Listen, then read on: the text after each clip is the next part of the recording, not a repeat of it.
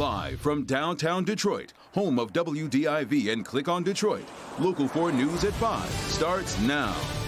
Snow again tonight. How much are we going to end up with tomorrow morning before the sun finally bursts through?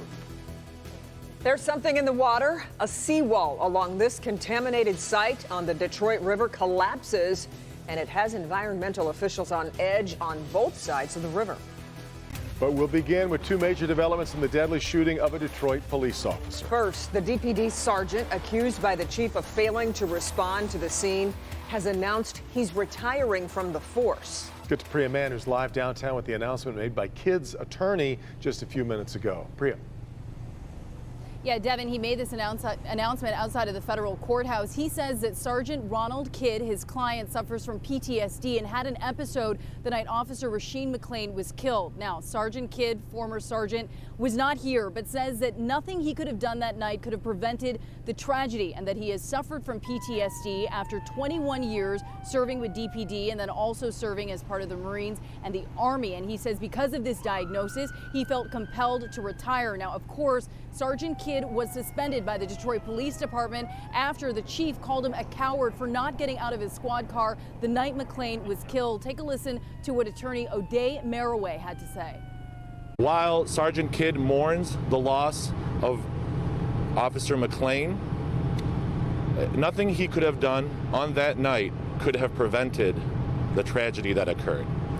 Unfortunately, Sergeant Kidd, on the night in question, suffered from an episode of post-traumatic stress disorder.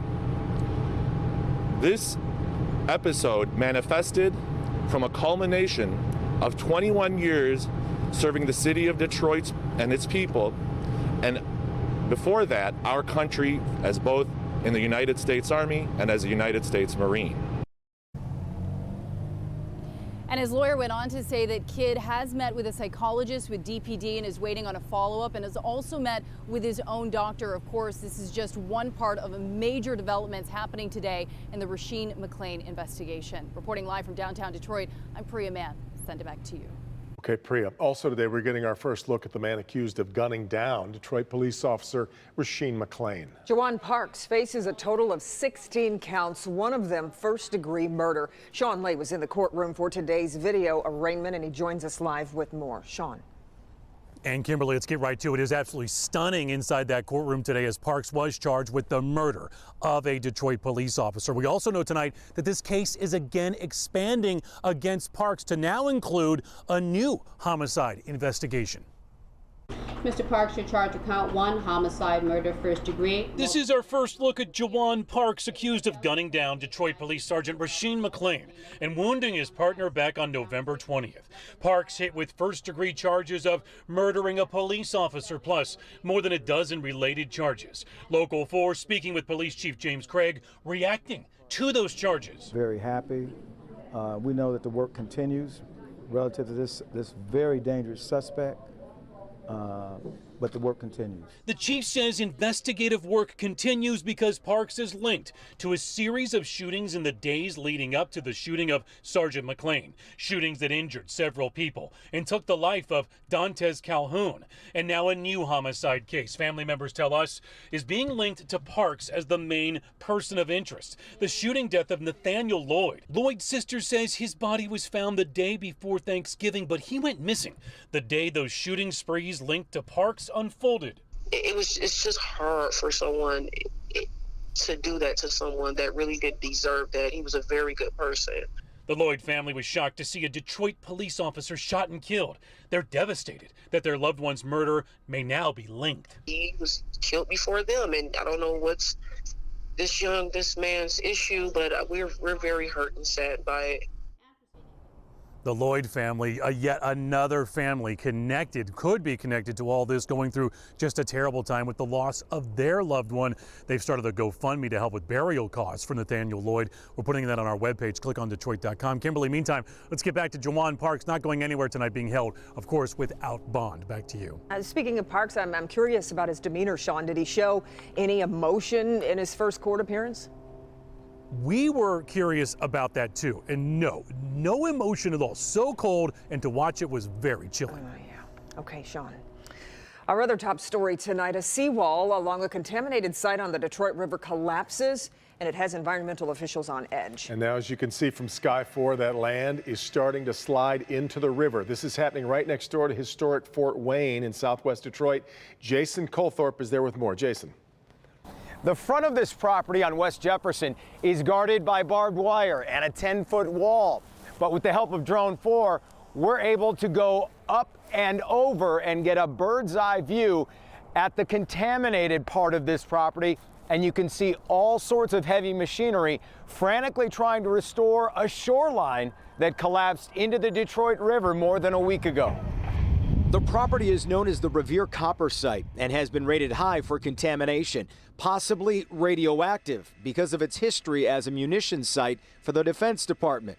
It's currently leased by Detroit Bulk Storage. The owner tells me they had unloaded a cargo from the dock, and a day and a half of rain later, the dock failed, collapsing the seawall into the river. The immediate concern raised by observers is this. Now that contaminated soil has fallen into the Detroit River, is there immediate danger to our drinking water? Well, anytime you're talking about drinking water or possible impacts on drinking water, it's an urgent issue. Nick Assendelf with Environment Great Lakes and Energy says the state is not involved in cleanup yet as it monitors the situation. We need to know what the material is that slipped into the river. The Windsor Star, which first reported the collapse, notes a bigger concern could be the sediment at the bottom of the river at the site. We'll take a look also at the sediments in the river in that area and see whether that's disturbed in any way, and if so, what that impact is. So that's all going to be part of our investigation in terms of trying to figure out what our next steps are. Yeah, when you consider the sediment there that's at the base here, that also is containing chemicals that are harmful to people and fish. And you think with this collapse, all of that goes into the water. Now the worry is all of that gets stirred up and is now flowing with the river. Let's talk cleanup now. The owner tells me they're about to start excavating stone out of a sinkhole that's formed here. And also then they'll try and rebuild a portion of that seawall. All told, he's looking at about 4 to 5 months before it's said and done. Kim? Long time. I'm thinking about our Canadian friends right now, Jason. Is there any concern over this, given that they also get drinking water from the river? Yeah, their points of access are a lot further than ours, but there's definitely concern. One of their politicians came out today calling immediately for a binational investigation into this property and into what happened. Yeah, Back to you. Certainly more to come. Okay, Jason, thanks. The House is moving forward now to draft articles of impeachment against President Trump, claiming he has abused his power and obstructed Congress. Republicans are calling it a partisan sham, claiming Democrats are putting party over country. Alice Barr in Washington with what's next in the impeachment inquiry. Alice? Good evening. We are at a monumental moment in Washington as the House moves toward impeachment and political rancor reaches new heights. In an historic announcement, Speaker Nancy Pelosi says the House will push forward with articles of impeachment against President Trump. Our democracy is what is at stake. The president leaves us no choice. On Monday, attorneys will lay out the evidence for and against impeachment, setting up a full House vote, possibly by Christmas. Likely articles of impeachment include abuse of power and obstruction of Congress. But it's not clear yet if the case will focus solely on Ukraine or draw in obstruction of justice claims from the Mueller report. I think we have to keep it as simple as possible for the American people to understand. President Trump saying today he's not worried about his legacy. No, not at all. Not at all. It's a hoax. It's a hoax. It's a big fat hoax. Urging Democrats, if they're going to impeach, do it now, fast, to get to a fair trial in the Senate, where he wants live witnesses called. Republicans accusing Democrats of fixating on impeachment. They have a timeline, but they have no proof. Speaker Pelosi insisting she's following the facts, bristling when a reporter asked if she hates President Trump. This is about the Constitution of the United States and the facts that lead to the president's violation of his oath of office. And as a Catholic, I resent your using the word hate in a sentence that addresses me. So don't mess with me when it comes to words like that. The president then accusing Pelosi of having a nervous fit. Tensions running as high as the stakes as Congress edges closer to impeachment. The public seems to be fed up with all the partisan hostility. A new USA Today survey shows 83% of Americans believe divisiveness and gridlock in politics are a big problem. In Washington, Alice Barr, Local 4. All right, Alice, and the debate is going to move our way. We have just learned President Trump will be making a trip here to Michigan.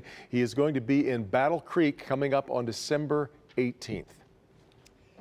Okay, well, welcome to December in Michigan. It is 5:10 p.m. and the sun is already set on this Thursday. Well, let's get over to Ben and see what we're heading into tonight. Ben? At least there's some color in that sky. I mean, in the last couple of days, it has just been solid gray out there. But surprise, surprise, another day, another shot of snow. Most of it is up north. And even though we've seen some radar returns, the air near the ground not really moist enough to let that snow hit us just yet. It's going to be later tonight between about 11 p.m. and midnight. We'll start seeing that snow fall. Temperatures relatively mild there, or I should say consistently in the mid-30s. This week, our high temperatures have been about 45 from Monday through Sunday.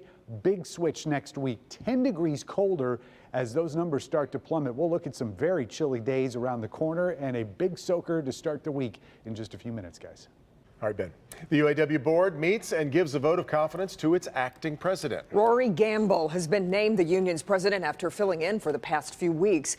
Gamble will finish recently resigned President Gary Jones's term, which runs until June of 2022.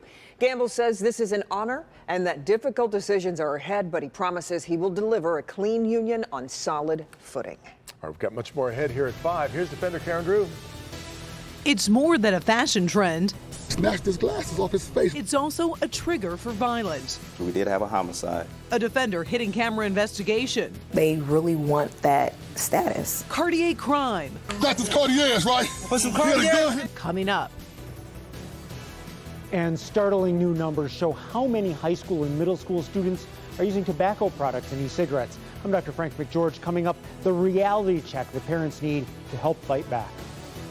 But first, a dramatic chase after a woman is carjacked coming home from the casino. We'll have that story next.